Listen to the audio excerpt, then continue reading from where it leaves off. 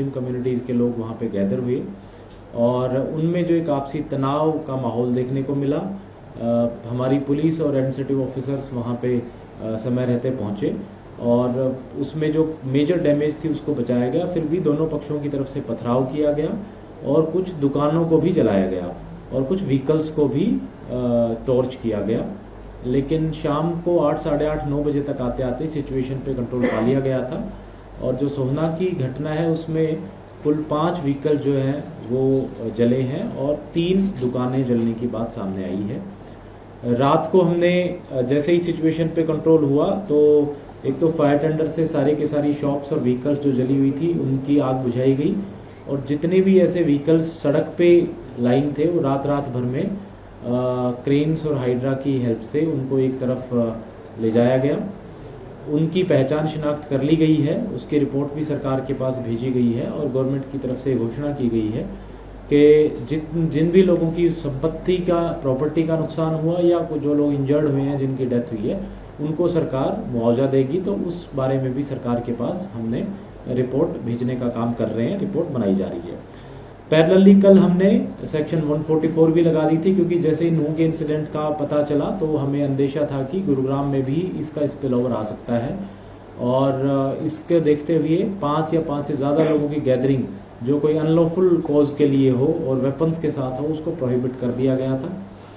साथ ही चूँकि काफ़ी सारे इंटरनेट के ज़रिए इस तरह के रूमर्स और इस तरह के मैसेज सर्कुलेट किए जा रहे थे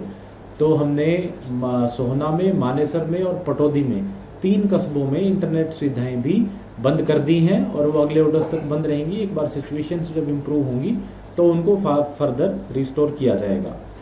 कल रात को एक और इंसिडेंट लगभग 12:30 बजे, 12, साढ़े 12 बजे के पास रात को हुआ। सेक्टर 57 में गुरुग्राम में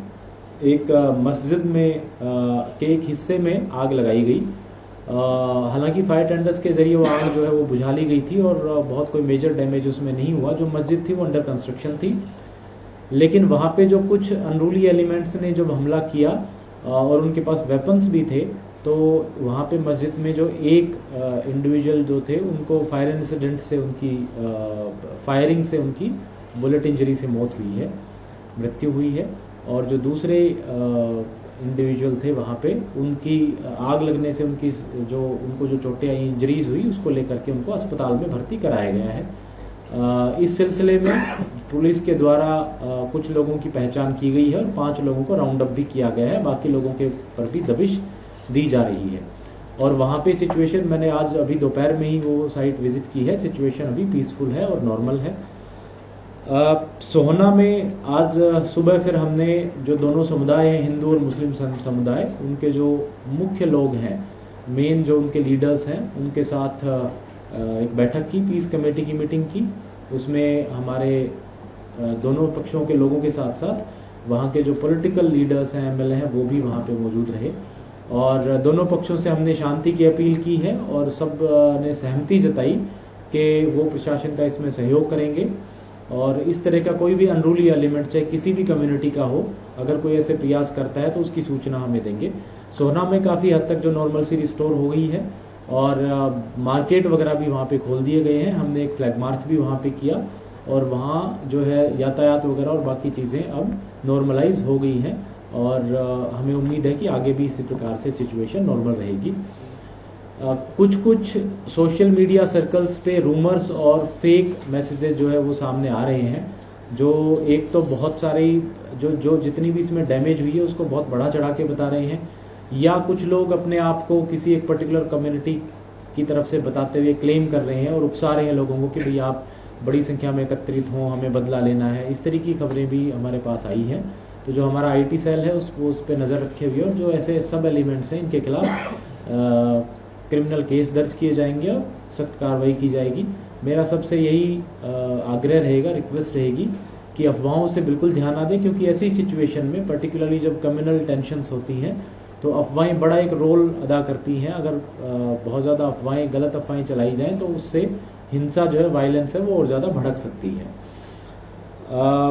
इसके अलावा हमारी आगे कोशिश ये भी रहेगी कि जो शहर के ज़िले के बाकी हिस्सों में, चाहे वो गुरुग्राम है, पटौदी है, वहाँ पे भी पीस कमेटीज़ को एक्टिवेट करके दोनों समुदाय की बैठक कराई जाएगी ताकि लोगों में एक सौहार्द का माहौल बने और शांति स्थापित हो।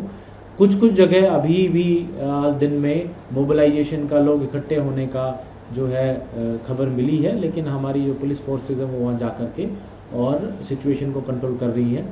कुछ फेक न्यूज़ ये भी चलने में आई कि कहीं प्रशासन ने, सरकार ने किसी को कहीं से पलायन करने के लिए कहा है या कहीं से जाने के लिए कहा है। मैं बिल्कुल स्पष्ट कर दूं कि एडमिनिस्ट्रेशन के द्वारा या गवर्नमेंट के द्वारा इस प्रकार के कोई डायरेक्शंस नहीं है। मैं आप सभी मीडिया साथियों के ज़रिए लोगों से अपील करना चाहूँगा कि वो अपने अपने घरों में रहें, ज़रूरी कार्य से ही बाहर निकलें और इस तरह की अफवाह से बिल्कुल विश्वास ना करें कि आपको कहीं जाने के लिए कहा जा रहा हो। प्रशासन जो है वो इसमें पूरा मुस्तैद है, पूरी स्थिति पे नज़र बनी हुई है और सिचुएशन कम्प्लीटली अंडर कंट्रोल है।